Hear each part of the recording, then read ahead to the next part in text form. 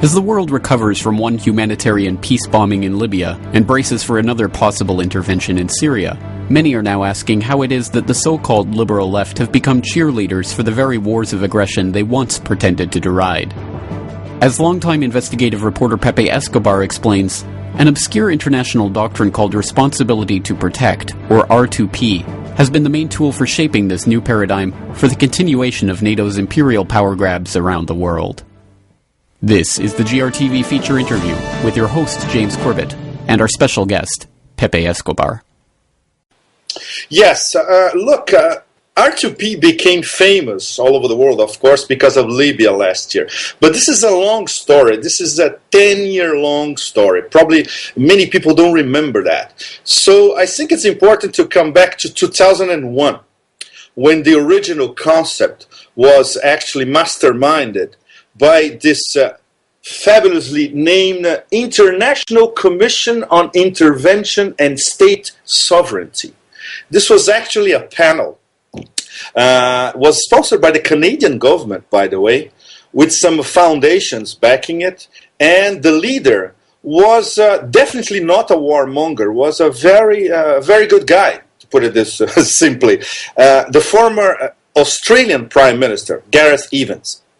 So, the original idea was, I quote them, international community had a moral duty in terms of humanitarian intervention. So, the original idea, of course, was altruistic. They were probably thinking about Rwanda. They were probably thinking about the Congo. They were probably even thinking about the Khmer Rouge in the 70s, right? So, but let's see how this evolved in the long run. In 2004, this original idea was already being debated at the UN. And Kofi Annan established a panel to debate it. And the Security Council was very interested in authorizing, I quote them, the Security Council, military intervention only as a last resort. So they kept the original idea of that international commission that we mentioned a while ago. And very important, military intervention, like we saw in Libya last year, only as a last resort. Then we get to 2005, very important, when the UN General Assembly, at the time 191 countries, they endorsed a resolution that would support R2P, but there was no vote about it, okay? Very important, always considering that no military intervention was in the cards. And finally, in 2006, the UN Security Council, only the 15, the 5 plus the other non-permanent members, they voted a resolution number 1674. And this resolution was basically the core of R2P, involved in protecting civilians in armed conflict and protecting civilians from, I quote them again, genocide, war crimes, ethnic cleansing, and crimes against humanity. So if we look at this timeline, it looks very altruistic and very humanitarian. But the thing is how major foreign powers were going to use this carte blanche from the UN Security Council. This didn't happen in 2007, 2008, 2009, but it happened in 2010, but it happened in 2011. This didn't happen, for instance, in late 2008, early 2009, when Israel invaded Gaza, bombed Gaza, and killed at least, documented, 1,400 people, including a lot of women and children. Nobody talked about R2P. But last year, with how can I describe Libya? With that mix of forced intervention, indigenous movement, military coup, you name it, fill in the blanks. They saw an opening. And when I say they, I mean especially 3 of the 5 permanent members of the Security Council, the US, Britain, and France. We have analyzed extensively, including you, James, in your reports, all the hidden reasons and all the different agendas for intervention in Libya. But in the case of applying R2P, there were 3 people who were instrumental in regimenting the U.S. support and trying to convince other members that this was the way to go in 2011. I call them the three graces. Hillary Clinton, U.S. Ambassador to the UN Susan Rice, and Special Advisor to President Obama Samantha Power, who was very close to Sergio Vieira de Mello when Sergio was at the UN. Sergio was the special envoy to Iraq when he was killed in Baghdad in 2003. So, these three graces, they organized the media push, the one message for the Obama administration, the talks between the U.S., the European, especially Britain and France, and other members of the Security Council at the time, especially Arab members, and of course the Persian Gulf monarchies. So they sold the world the idea that they would intervene in Libya to prevent a humanitarian massacre that was not documented, and we later discovered was not happening. The notion that major powers like the US or even lesser powers like Britain and France, that they conduct their foreign policy based on humanitarian principles is an absolute joke. And the proof was last year in Libya. Unfortunately so, and I think you bring out very well the fundamental underlying hypocrisy that this is applied and invoked in situations where it's amenable to the foreign interests of Britain or France or America or Israel or any, fill in the blank, but is obviously not used in situations like in the occupation of Gaza. So I think that's a very blatant hypocrisy that's very evident to a lot of people, but clearly doesn't function at the institutional level. I mean, at what point does that disconnect become so blatant that the vast majority of the people won't go along with this responsibility to protect agenda? Well, the thing is, the way R2P was manipulated to legitimize the invasion, bombing, and fragmentation of Libya, because this is what's happening nowadays. Look at what Libya is post-NATO intervention. It's a totally failed state run by militias. And nobody cares about what's going on in Libya. Proof number one, it disappeared from the news cycle completely. Proof number two, what only matters to the so-called international community, which, as we know, is comprised of US, Britain, France, Tel Aviv, and the Persian Gulf monarchies, and nobody else. Maybe Turkey sometimes, no? Or Japan or South Korea. This is the international community. The only thing that mattered for them was the oil, gas, and further on, the water, of course. This is in terms of the three major French water companies. And nobody cares what's going to happen to Libya. Libya is going to be mired in civil war for years and probably decades from now on. But nobody cares. Okay. The thing is, a lot of very important countries at the moment, including the four top BRIC. Now it's BRICS with South Africa, but the four top BRIC, Brazil, Russia, India, and China, and Germany, they saw how R2P would be instrumentalized to become basically the entry point for an armed intervention, which is condemned by the original idea of R2P itself, as we were talking a while ago, right? So that explains why they abstained from the vote in UN Security Resolution 1973.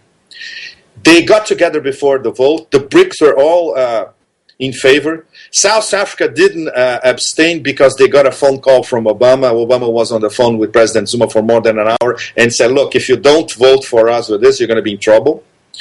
And Germany as well was aligned with the BRIC in this vote. They knew what would happen later. That's exactly what we all know happened later, right? So it's a major hypocrisy because they knew that this was being instrumentalized at the time by the three Western powers at the UN Security Council. Later they say, look, if you do this with, and at the time, in fact, if you do this with Libya, why don't you do this with Bahrain? Silence. Total silence, right? Why don't you do this with in fact, what's going on in eastern Saudi Arabia nowadays, which is never reported, including in Arab media, which is most of it controlled by Saudi Arabia and Qatar, they are killing civilians also in eastern Saudi Arabia, and we don't know about it. We hear about it by some dissident Arab bloggers here and there. But this is a slow motion process. You could compare it with what was happening in Bahrain, and you could compare it with what's happening in many other Arab countries. But the only interference is in a secular Arab republic, which is the case of Libya, and was once again invoked in the case of Syria. But now, Russia and China were very much alert to what happened before. They knew that what happened before would happen, so they voted 2 possible UN Security Council resolutions, which would regiment R2P as an intervention in Syria. So another thing, well, the case of Gaza is so blatant that we don't even need to repeat it, right?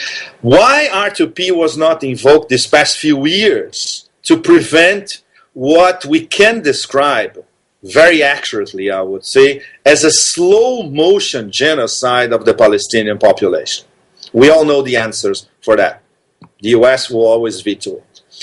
And China was thinking, look, one of these days they're going to use R2P to go against us in terms of what's going on in Tibet and Xinjiang, especially in Tibet. What's been going on in Tibet, maybe it's not a genocide, but civilians are being killed in Tibet on a constant basis, at least since the late 1990s. Only to talk about this past 10 years. In order to talk about the span covered by R2P, when they start discussing R2P in 2001.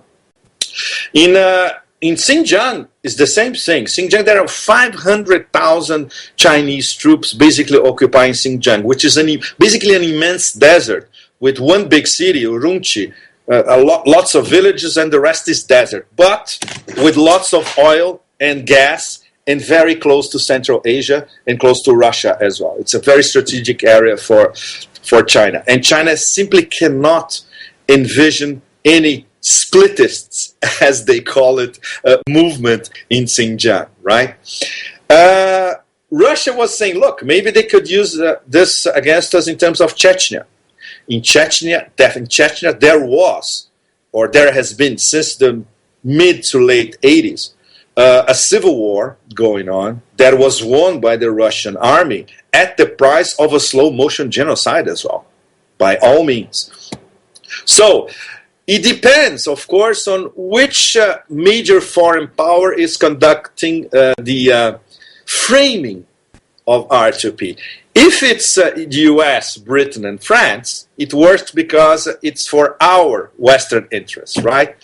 But if it's going to be directed against Russia and China, other big powers, they know there's absolutely no chance that this will go on because it will be vetoed at the UN Security Council. So in terms of an international consensus about R2P, there is none whatsoever, right? So we're going to see R2P being implemented as long as Western powers especially find a window of opportunity to get a vote at the UN. If they don't get a vote at the UN, we're going to see what we're seeing in Syria at this moment, which is Saudi Arabia arming jihadis or Salafis in Syria and betting on a civil war, basically. And now with the help, as a matter of public record, in fact, of the United States.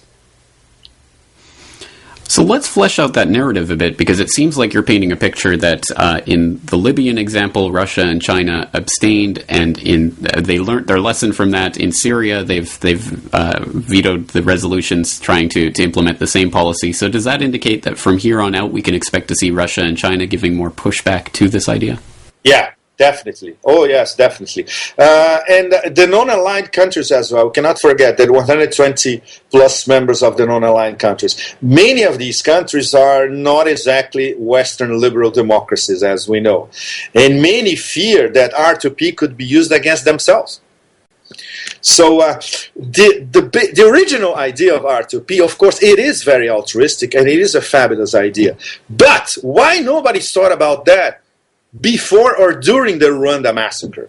Why nobody thought about that? The genocide in Palestine, the slow motion genocide in Palestine, has been going on for 50 years.